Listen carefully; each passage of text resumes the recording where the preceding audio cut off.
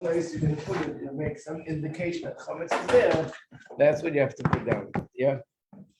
What if like you're not gonna be there for Pesach? Could you just say whatever's in the room or whatever's in my area? Yeah, you sell the whole room. Yeah. So like if someone else is gonna be the room, could I just say whatever's in my area? If someone else is what? If someone else might be in because I share a room. Okay, so that's why we have rabbis who are teaching halacha. And tomorrow, when the rabbi teaches halacha, you ask him the question. Now, in order to, how do you sell something to another person? So there's an act which is called a transaction. This is an act which makes a transaction, and that's lifting an object that belongs to that person. So this pen belongs to the Rabbi Azdabar. So put a black tape, blue tape around it so it doesn't get mixed up with other pens. When you lift it with the intention that you're giving over the chametz to him, whichever way it is according to halacha. Some people say that you're selling it to him. Some people say that you're making him an agent to sell your chametz. Whichever way it is, you're lifting it, giving him over the power to sell the chametz, and you write everything down and you sign your name at the end, and that's how it is. Now it doesn't mean that from now on you can't use the place. It only comes into effect erev Pesach once they sell it to the non-Jew. Yeah. So I thought a transaction according to halacha was you lift up an object and that object becomes yours, but you're lifting up an object belonging to someone else and giving them. Right. In other words, he's giving you an object that when you lift it, that's how you're transferring possession from you to him. So I'm going to pass this around the room. I have a question. Yeah. Can't you like go on Tuesday to like do the thing where you lift up the contract or something and then you give it to the service? Like when we start doing that, like this week or next week? There's signs. There's the Besdin, the office has hours on the door. What time they're there? You can go there. I just would think it's a little bit more comfortable to do it here, but you could go there. So this is like okay. It's the same thing, right? So I'm going to pass this around. So what you need, it doesn't matter if you write it before, you lift it before, as long as you do both things. We just need a pen to actually go around with it. Yep. Okay. You could use other things to write, but you don't have to write. No, but this is the pen that you need to. You don't write with this pen. This pen is just for making the transaction. So exactly. But you lift it before or after? No, you'll use the. It could be before or it could be after. Either way, you're fine. At some point while you're still doing it. Yeah, it's before or after, right?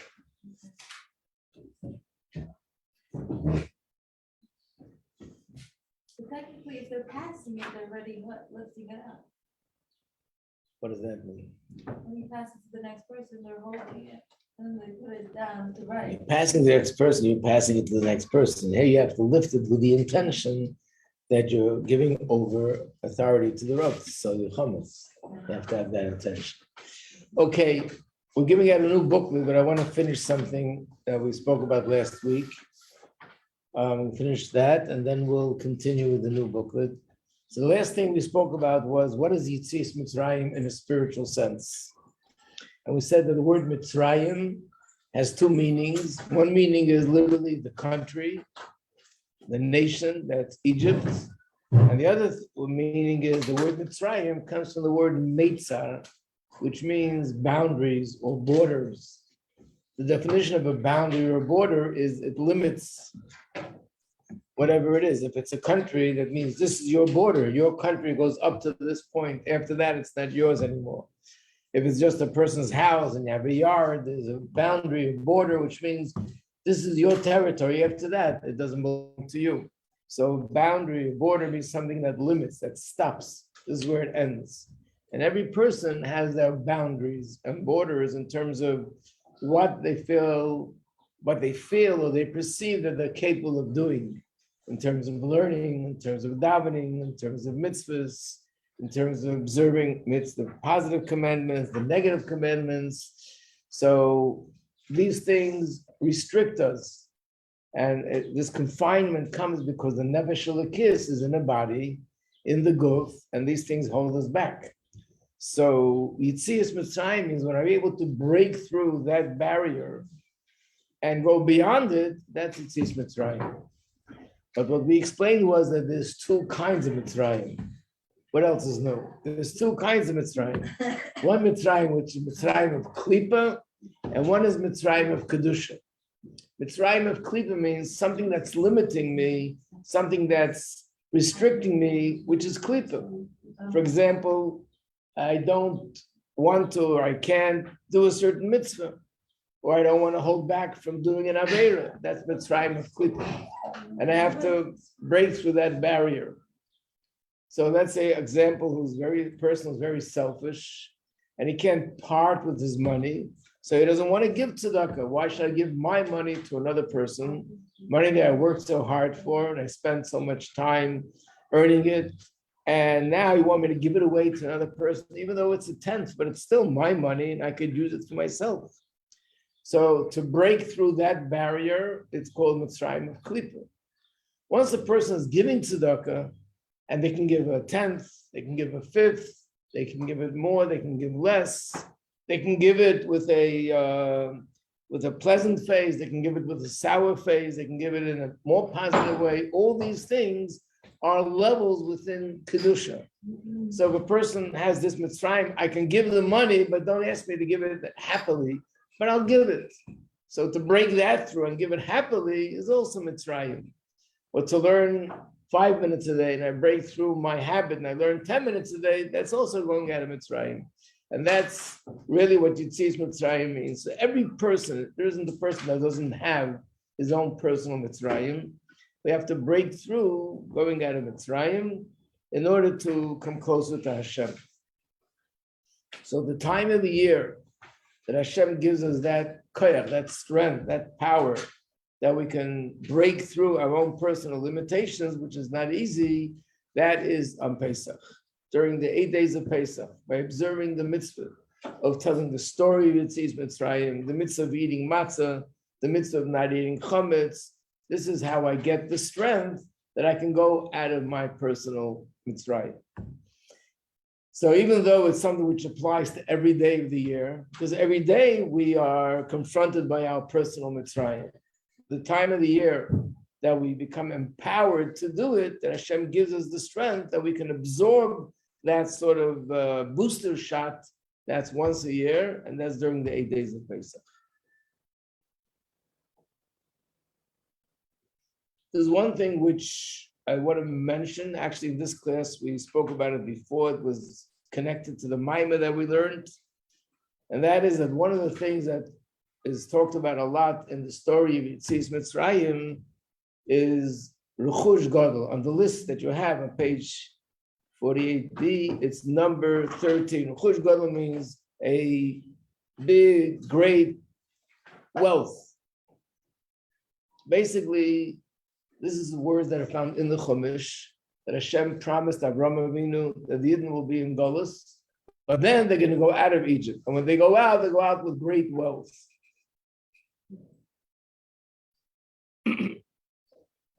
And it says that the Yidden argued and they said they'd rather go out of Golus earlier, even if they can't get the great wealth. Let's just get out of this Golus. And Hashem's answer was, but I told Abraham and Yitzchak and Yaakov, I promised them that you go out with great wealth. So they're going to say to me, the part of the promise that the Jews will be suffering in Egypt, that you fulfilled. The part of the promise that you're going to go out with great wealth that you didn't fulfill. So the answer is, the question is, what is this big deal with the great wealth? We have a lot of money, we won't have a lot of money. Yes, they took gold and silver. So it's not about money. The way Chassidus explains it is that all this was part of the process of birur nitzutzos.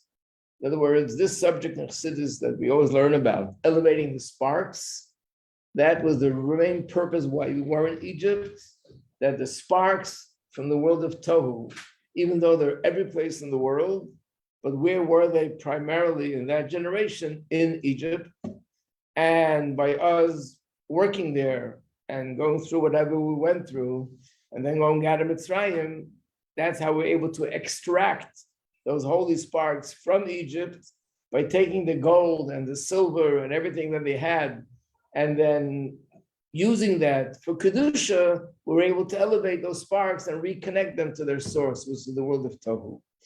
So therefore, when the question came up, let's forget about the wealth, let's just go out of Mitzrayim. No, the whole purpose of being there was that by being there for 210 years and doing the hard labor, that's how we'll extract those sparks and elevate them and bring it back to its source. Even though we didn't finish the job, only 202 sparks were elevated, and the rest have to be elevated from then until now. And that's what we're working on. When Rebbe told you that we even finished that as well. But this is the deeper meaning of Bir and Tzutzis, and this will be helpful later when we'll talk about Kriyas Yamsov. We'll explain something which relates to the subject. Okay, so that's the last part of the previous booklet. We'll start with a new book. Please don't fight over the colors. Some are yellow, some are blue. But let me first give out the blue because they're all definitely new. The yellows might be used. Let me just check. Want me to put these out? Yeah, please. And this, Your book.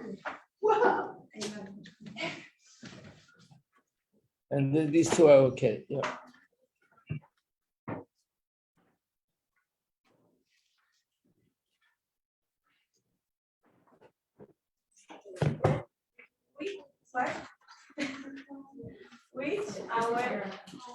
Which hour the Rebbe used to come to the door? In the afternoon, morning, evening.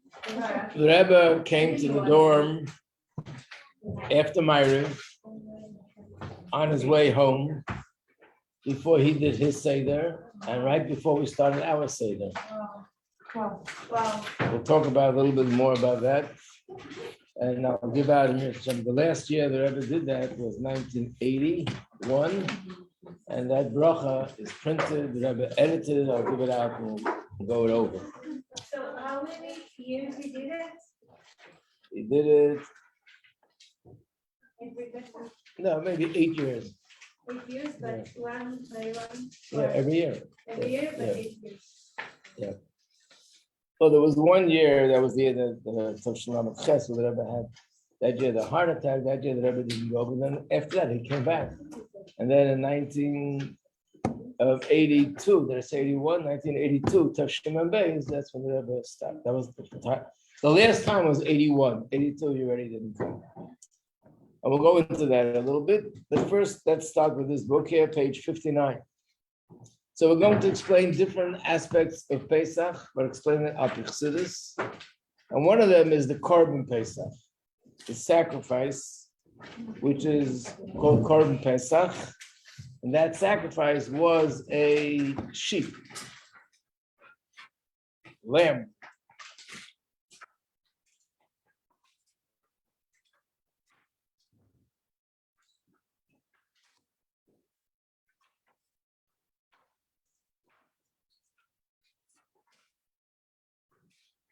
So what's the reason why that's the sacrifice? Why is that the korban that we bring for Pesach? So one of the explanations are that we know the mazel, you know that every month has its constellations. The constellation that's connected to the month of Nissan is a sheep. And it says in Chassidus that the Avodah Zarah, the idol that they worshiped, was a sheep. Obviously, they worshiped that constellation, and they worshiped sheep. The physical animal to them was like a embodiment of a certain God, a certain spiritual power, and they worshipped it in Egypt. So being that going out of Egypt, it wasn't just a physical thing, that we were slaves, we were working hard, and we were suffering, and Hashem made this miracle that after being there for 210 years, we were able to leave Egypt and become independent. Like every country, like the United States of America has a day, we celebrate our independence. And the same with other countries. They have independence from a different country that tried to control them. So we have our independence. That's a physical thing, a gashmizdika thing.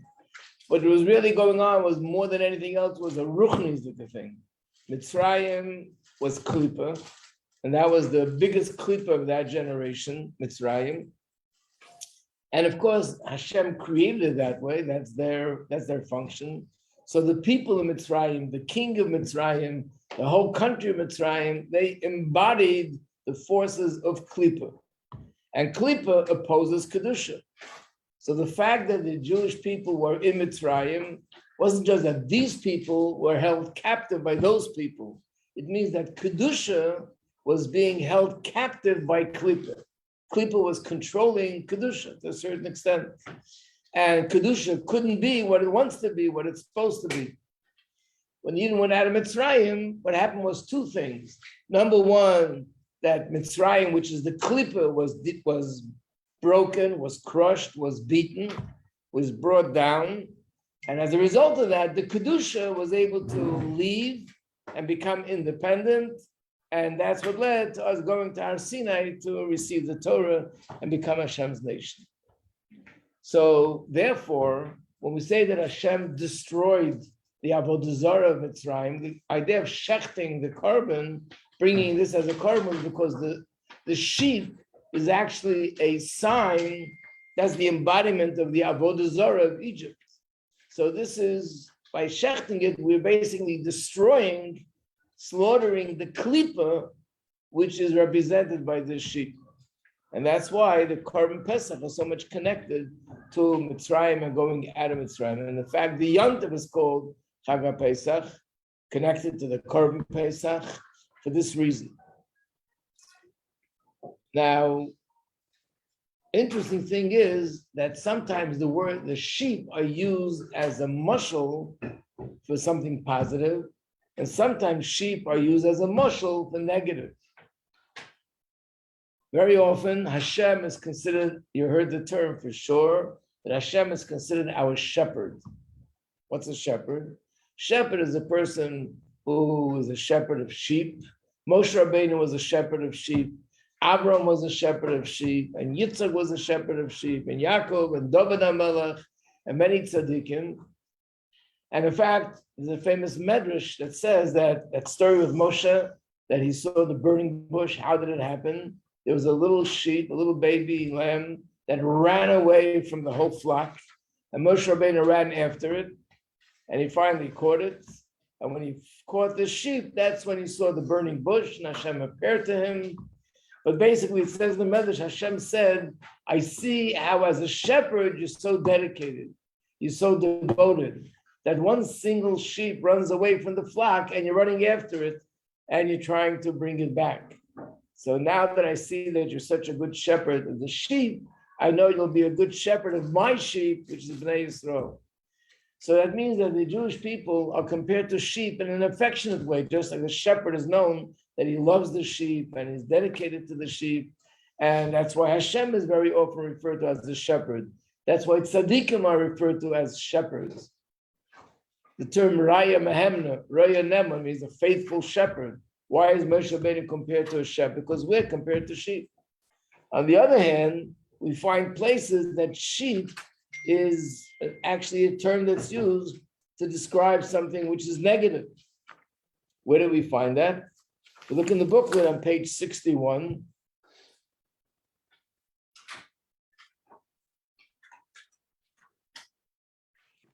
Page 61. And here the Nabi, the prophet, is rebuking the Bnei Yisrael. On top of the page, it's underlined, but only in the Hebrew. So just look for the opposite side of the page, where it says number 17, right corresponding to this one. It says, Israel is like scattered sheep. What did he mean by that? What he meant by that is that sheep have the nature that they follow. And Israel in Galus are like scattered sheep. Instead of doing what they're supposed to do and living the way a Jew is supposed to live according to Torah, they're following the neighbors. They're following the nations around them. Everybody does this, so we also want to do this. Everybody does that, we want to do that.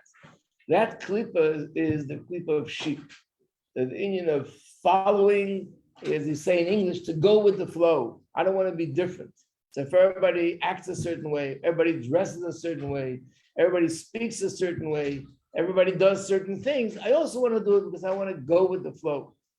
The greatness of Abraham and the greatness of Noach and the greatness of all the tzaddikim was they didn't go with the flow and they did that which is right. But this klipa is the klipa of Seh. So basically, both are true. Sheep could be kedusha and sheep could be klipa. And when we sacrifice, bring the korban as a sacrifice, on one hand, we are destroying the avodah zarah of Mitzrayim, which is sheep and klipa, which in a certain way is this klipa of going with the flow. On the other hand, it's being brought as a korban, being elevated to Hashem. So in kedusha, that sheep represents the attribute of bittul. We spoke about this last week, that sheep, this animal, the physical animal, which is sheep, the reason why they have the nature to follow, because they have in them bittul. Sheep by nature have bittul. And as a result of that bittul, they're drawn to Hashem and they could have the nature of being dedicated, of being loyal, and being connected to Hashem in the way of bittul. So, I'm looking at page 59. That has the. So on the top of the page it says Mazel Nissan Teleh. That means the constellation of the month of Nissan is the sheep. And then the pasuk which we just mentioned, Seb Zura Yisrael, that you are like sheep that are spread out, scattered. You just follow what other people do. You don't have a backbone, so to speak. A backbone. Chut HaShedra. Chazak. And this is the meaning of the pasuk. It says, Mishchu ukhu lachem. I didn't make a copy of that pasuk, or maybe I did. No. Mishchu ukhu lachem, it says in the Chumash, take to you, Mishchu means pull away, and take to you this sheep. So Rashi says, it means like this. What does it say both? Pull away and take to you. When you take something, you're pulling it from there to here. It means Mishchu, pull yourself away from avodah zarah, and take yourself closer to Hashem. In other words, when we talk about connecting to Hashem, there has to be two steps involved. One step is to disconnect from avodah zarah, and the other step was to connect to Hashem. In fact, this will come up soon, a little bit later, that this was the two stages of Yidden going out of Mitzrayim and then receiving the Torah. Going out of Mitzrayim was to disconnect from the Klipa world. And then 50 days later, they were standing on Har Sinai. That was the process of connecting to Hashem. And I told the story once, I'm not sure how many of you were in the class when I told the story, that it was once a Farbrengen of the Rebbe Rashab. Yesterday was the Rebbe Rashab's Yom Hiluleh. So a story of the Rebbe Rashab, there was a Farbrengen, and the Frierdiker Rebbe writes that this was Purim time, but the Rebbe Rashab was actually traveling. And when he traveled, he didn't always have Farbrengens. Nevertheless, because it was Purim, he went in the name of the community that was there, the Chabad community, and they were asking maybe the Rebbe would Farbrengen. And the answer was no. The previous Rebbe was also the principal of the yeshiva. And he, after that, got a telegram from the yeshiva with a report. The Rebbe Rashab always wanted reports how the students were doing. And the report was a very positive report. And he knew this would make his father happy. So he went in again and he said to his father, I have a report from the yeshiva. And he read the report. The Rebbe Rashab was really very excited. And when he saw that he's in a very uplifted mood, he said to him, maybe we will have a Farbrengen. And this time he said, yes, because the Rebbe was so positive and so happy about the report. So whatever was there before that was blocking sort of was melted. The Rebbe had a Farbrengen. Not only a Farbrengen, but he said it was a very extraordinary Farbrengen. The Rebbe himself told the Chassidim to say a lot of L'chaim. The Rebbe himself said a lot of L'chaim. In the middle of the Farbrengen, the Rebbe was talking about Chassidus, he said to the Chassidim, who wants to go on my wagon? And then he described the wagon.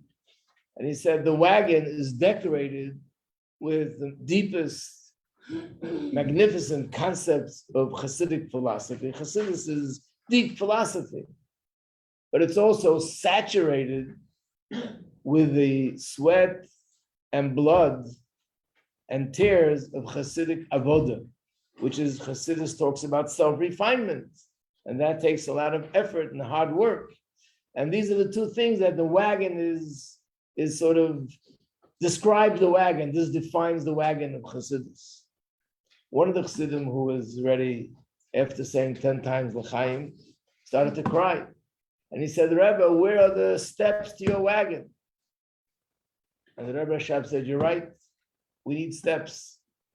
So the wagon has 4 steps. 2 steps is to get off the ground, and the other 2 steps is to go into the wagon. Of course, speaking in a figurative way, what this means is if you want to get into the wagon, you have to first be ready to let go of where you are, get off the ground, let go of certain things, and then you can go into the wagon. And that's what the pasuk says, Mishku, let go of where you were, pull away, and then you can go into bringing the Korban Pesach. Step away from Mitzrayim and step closer to Hashem. These are 2 stages. And that's basically what the Korban Pesach was about. And the whole process of Yetzias Mitzrayim was all about. There's one more thing that I want to point out. We know that the Korban had to be roasted. In fact, that's one of the reasons why we don't roast on Pesach. We don't eat roast on the night of the Seder. It shouldn't look like the Korban. We're not allowed to bring a sacrifice outside of the Beis HaMikdash. And especially now when there's no Beis HaMikdash. So therefore, we're not allowed to do anything that'll make it look as if we're sort of bringing a korban. So we don't eat the food at that night is not roasted. But here's a pasuk that says how it should be. I only have the Hebrew here, but you'll follow me. Pasuk Tes, where it says, Al teichlu b'menu no, which means don't eat the Korban Pesach when the meat is still raw, or even a little bit raw, has to be cooked well, roasted well rather. Ubashal mevushal b'mayim, don't cook it in water. How should it be? Tzli eish, it has to be roasted. And how to roast it? Roshei al krav al kirbei. It should be roasted as a complete animal, the head and all the parts of the body are there. Of course, after the animal was already the shechita. Yeah. It's just the meat that's not supposed to be roasted. Do people do no roasting of anything? Like what? Roasted nuts? Vegetables? I don't know, like sweet potatoes? Yeah, probably just meat. Hey, we'll check with the halacha, Rabbi. Disclaimer, but I think it's meat. Yeah. In the Beis HaMikdash, they didn't bring roasted vegetables, so I mean the korban. So I underlined here again. This is in Hebrew, and it's very small, so you might not even be able to follow it. But it's one of the mefarshim in the Chumash. It says an interesting thing: what it means to go out of Mitzrayim.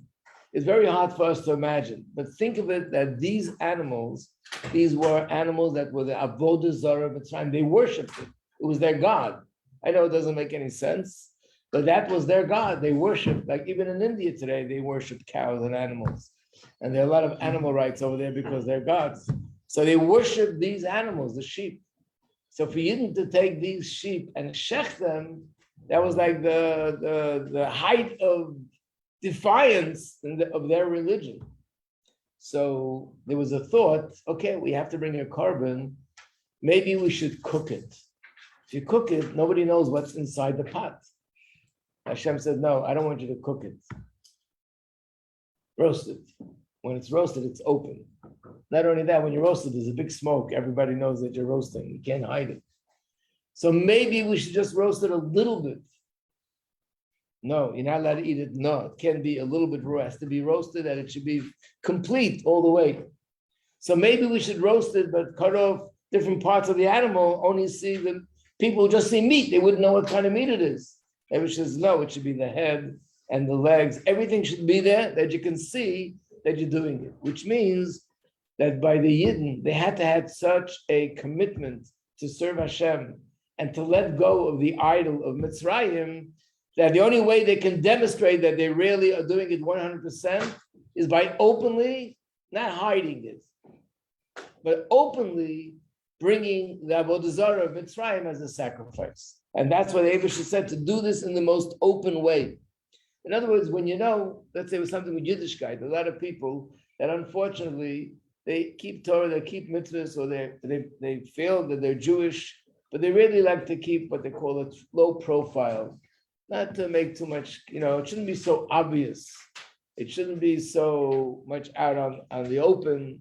It's something which I know is between me and God. But the truth is, that means that I don't feel comfortable with who I am. That means I don't feel proud that I am a Jew if I'm trying to hide it. Because when someone makes fun of something, if that is something which I totally don't agree with, it doesn't bother me. If I myself am insecure and then someone else makes fun of what I'm doing, then it adds to my insecurity. So they went out of Mitzrayim, they had to reach the point where they were absolute certain about their connection to Hashem, and they're disconnected because they did worship the idols, totally disconnected from the idols, to the point that they're ready to do that. It reminds me of the days when the different cults were very, very strong. We have Rabbi Shia, who actually lives next door. He was very involved in deprogramming people that were involved in cults. And he actually wrote a book called The Cult Buster. There's a lot of interesting things that happened with this. But I remember hearing from him that these people were programmed. They had to deprogram them to get out of the cult. It was something which is almost like an addiction. They couldn't let go. So after you got the person to learn Torah, to do mitzvahs, to do different things, when did they know that they finally were able to let go? That they were able to take the picture of the cult leader that they worshipped and burn it, then they knew that they let go. Because very often they would do this, that. Then when they said, okay, take this picture and just throw it into a fire, it's Avodah Zarah, it was like, oh, I can't do that. That's a sign that there's still a connection. Once they were able to do that, you know that this, in fact, I remember hearing a story from Rabbi Mangel. I don't know if you know who he is. He's one of the elder Chassidim here. He's the one who translated the whole Siddur into Yiddish, into Hebrew, English. He's the one who translated one of the parts of Tanya in English, very big scholar. And there was an incident of someone that came from a religious home, went away from Yiddishkeit, got involved in a cult, and they had to get one of these cult buses to get him out. And he got out of it, he went back home, he lived with his parents, keeping Shabbos, everything. But he couldn't get to this last step. When they asked him, take the picture, throw it into the fire, I can't. Had a certain awe, reverence for it. He couldn't do it. So they wrote to the Rebbe, what should they do? So the Rebbe said he should stop eating chol vakum. He lived in a frum home, but they weren't careful with chol Yisrael. And therefore, it's affecting his emunah. He stopped eating chol vakum, and he said within a short 2-3 weeks, he was able to do it and disconnect completely. So the Yidden were told they have to burn the Avodah Zarah of Mitzrayim, and that's how they can connect to Hashem. That's what Yitzitz Mitzrayim is all about. It's about letting go of certain klippas that I'm connected to, and by letting go, then I can connect to Hashem. Okay, I want to move on to the next page, page 62, discuss another subject, and that is the Eser Makas. One of the famous parts of the story of Mitzrayim is that Hashem brought 10 plagues on the Egyptians. I don't know if you ever stop to think about it, but you say to yourself, wow, Hashem is pretty original. First of all, why did he have to bring 10 plagues? He could have just gotten rid of them and finished. No, 10, okay. And then the interesting ideas, frogs, animals, water turning into blood, like very creative, but why? What's the connection? So, as we were growing up, children, we had the story, questions even dawn upon us. But there's no doubt that whatever Hashem did, the specific method that he chose to bring a plague on the Egyptians is something which is very precise. It wasn't just to make it interesting. So he said, okay, lice. That's great. Okay. Frogs, that's really exciting. There's something connected there. It's interesting. Rashi brings a medrash, which alludes to this, but without giving the details. Rashi says something like this: that when you want to conquer the enemy, one of the first things you do is you lay siege to the city. There's a city. You go on the outside, and you try to stop the water from flowing into the city. Normally, how does people live? You need water to live. You need water to drink. How do you drink? In those days, the water came from a river. So you're outside of the city, and if you do something to stop the water from the river to go into the city, then they're left without water. That's one of the first things you do. They shouldn't have water, they shouldn't have food, and then they have to surrender. So the Eibishter did the same. The first plague was the water. Another thing that's done in military strategy is there's drums and horns that they blow. In other words, it's the noise that you make to overwhelm and scare the enemy, to weaken them, make them more vulnerable that way. So the Abish also did that. He had frogs that made a lot of noise. It's a nice, cute medrash, but there's got to be more to it. And of course, there's more to it. So this is the way Chassidus explains it. Again, being that going out of Mitzrayim wasn't just leaving this country, it was about destroying the force of Klippa and allowing Kedusha to become independent and free and no longer being held captive by Klippa. So everything in the world is made up of 10, everything. And these are the 10 spheros. In other words, Hashem has 10 spiritual attributes, but as a result of that, everything in the world is also connected to the number 10. And in some places, we see this very openly. So here on page 62, we have this list. And first of all, we have the first thing on the list is a quote from Pirkei Avos. You can see the quote on page 63. Basara Maimoris. It's with 10 utterances that Hashem created the world, which means in the 6 days of creation, when Hashem created the world, He created everything. But it was 6 days. But in terms of speaking, Hashem spoke and uttered 10 different things. And the one was let there be light, let there be heaven, let there be earth, let there be plants. Altogether, there were 10. Then if you look at the next Mishnah, where it's underlined, it says, Asara Dayas, there were 10 generations from Adam until Noach. The next line says, there were 10 generations from Noach until Abraham. Turn the page. And the next page says, Asara Nisyanis, that Avraham Avinu was tested 10 times. And then it says, Asara Nisan, there were 10 miracles that Hashem brought upon the Jewish people, a miracle that Hashem performed for the Jewish people in Mitzrayim. And then there were another 10 that Hashem brought while they were waiting by the Yamsuf, by the sea. And there were 10, besides the 10 miracles for the Jews in Mitzrayim, there were 10 plagues that Hashem brought on the Egyptians. And there were 10 plagues that He brought them while they were by the sea. And there were 10 tests that HaKadosh Baruch Hu tested the Jewish people, that the Jewish people tested Hashem while they were in the desert. And then it says there were 10 miracles when the Jews were in the Beis Hamikdash. And there are 10 things that were created Friday afternoon between sundown and when it becomes dark that the stars come out. What is all this thing 10, 10, 10, 10, 10? The answer is that everything in the world is made up of the 10 attributes. Chesed, Chochmah, Bina, Daz, Chesed, Gevurah, Tiferes. And therefore, when Hashem created the world, being that the world was created with all these 10 attributes, so when Hashem spoke, His speech was divided into 10 different statements that He made, and each one was to bring one of those attributes into creation. And the same thing with everything else.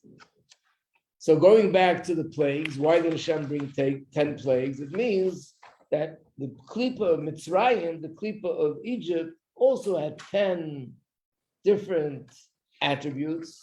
There's the Chochmah of Mitzrayim, the Bina of Mitzrayim, the Das of Mitzrayim, the Chesed of Mitzrayim, and each plague was designed to destroy another aspect of the Klippa of Mitzrayim.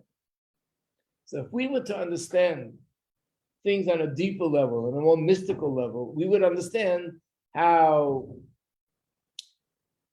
the water is connected to one aspect, and the frogs are connected to another aspect, and the lice are connected to another aspect, and darkness is to in other words, each one of the plagues. The reason why Hashem brought that specific plague in that specific physical setting, because that is designed to destroy, through this act, Hashem was able to destroy the specific aspect in the spiritual realm that connected to Mitzrayim. Altogether, all 10 were destroyed. What is that? The Kama Mila Inyan. What is Inyan? And you don't have no word, you say Inyan. Peace. Yeah, Masha.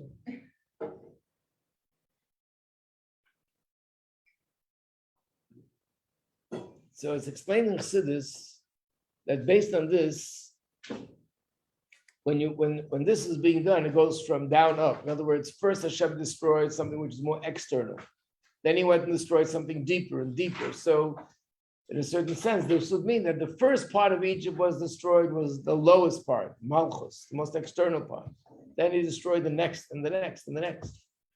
How come the last Makkah, the last of all the 10 plagues was only 1 day? Not only 1 day, but 1 minute. Not only 1 minute, is actually 1 second. How long did each Makkah take? Really? Oh, no, 1 week and a half. 1 week out of a month. 1 week out of a month. No. How we know that? Yes. Rashi There's says 3 in weeks more Chumash. than 1 week. Rashi says in Chumash that first Hashem warned them, and then he gave the Makkah. The plague itself lasted for 7 days, each one. The warning was before. So each plague was for 7 days. The only plague that didn't take 7 days, and not only didn't take 7, but it took, like I said, 1 day, 1 minute, and 1 split second, which is Makkah's Bechoros. It was a split second that Hashem took the life of the firstborn. And why am I saying a split second? Because Rashi says in Chumash, you had it not long ago in Chitas, that Moshe Rabbeinu said around about midnight. Rashi says, why around about midnight? Because really it happened at the precise moment, the precise split second, which is between day and night. But the Egyptians can be as precise as Hashem, and they have their calculations based on the stars and constellations, and they're going to argue that Moshe was wrong. It wasn't exactly midnight. So he said kachatzes. But in reality, it was the split second between day and night. That's midnight. And that means that the whole thing took place in a split second. Why is it? It's the other end of the spectrum. These plagues took place in 7 days. 7 days means not just in the realm of time, but it took 1 day, 2 days. 7 is like the cycle of time, a complete cycle. And Makkah's Bechoros was just a split second. Did Paro complain? Like, how did he complain in this case? He complained after it happened. But wasn't he part of it? It didn't happen to him. He survived it. So the answer is because each Makkah was a plague that was sort of destroying another aspect of the Klip of Mitzrayim. The 10th, the last one, Makkah's Bechoros, was to reach into the essence of Mitzrayim. The essence is just 1 point. Everything in the world has this essence, and then it has how it develops into details. So the essence is just 1 point. There are no details there. And being that there's no details, therefore physically it took place also in a split second. And in fact, that's also the explanation why it was Makkah's Bechoros. What is a Bechor? A Bechor, firstborn, is the first in a family. In a sense, it means that there's a family. There could be many details, many children, but this child is the first. And in fact, in those days, in all cultures, not only in the Jewish nation, but in other cultures as well, the first had special honors because they were the first. And that's why Hashem chose to bring the plague on the first. But spiritually, the reason why the first is because this is sort of, this manifests, and this embodies the essence of everything else that will follow. So in a certain sense, the people who are physically the Bchor, the firstborn, they embodied in them the essence of the Klipa of Mitzrayim. And that came on the last day. So because it's the essence, it took place in a moment that there were no details. It's not day, it's not night. It's not something that has hours or minutes, but in a split second, which also represents sort of the essence of time. It's not day and it's not night.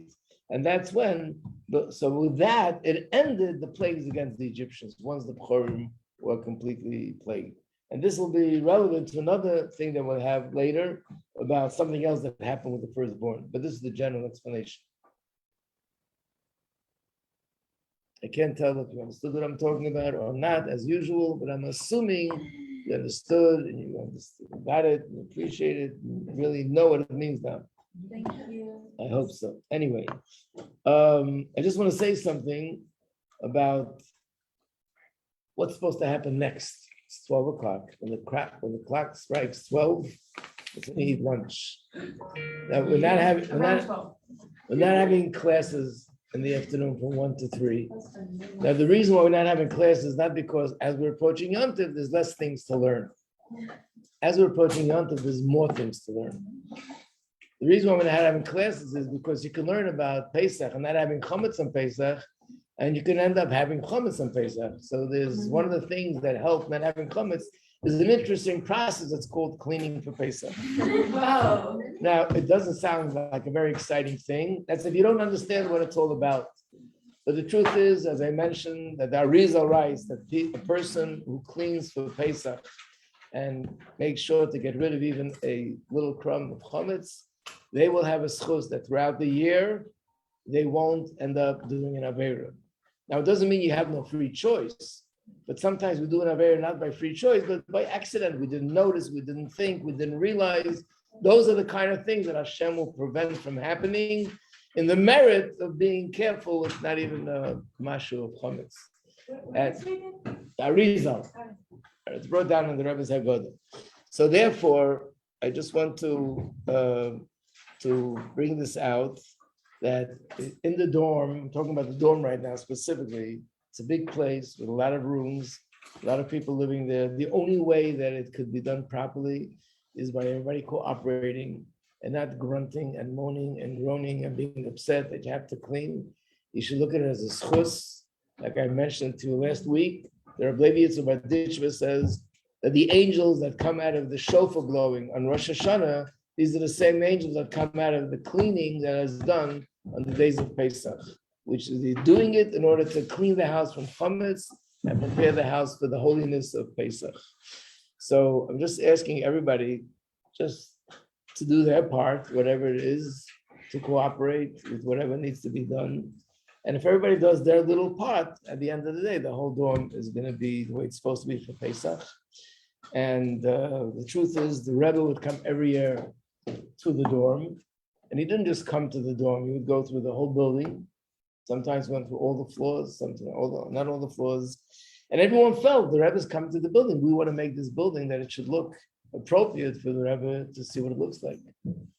And even though the Rebbe is physically not coming to the building, but there's a principle in Chassidus that whatever always was continues to be. So we believe that Rebbe is still coming to the building, and he will be there at the night of Pesach, Amir Hashem.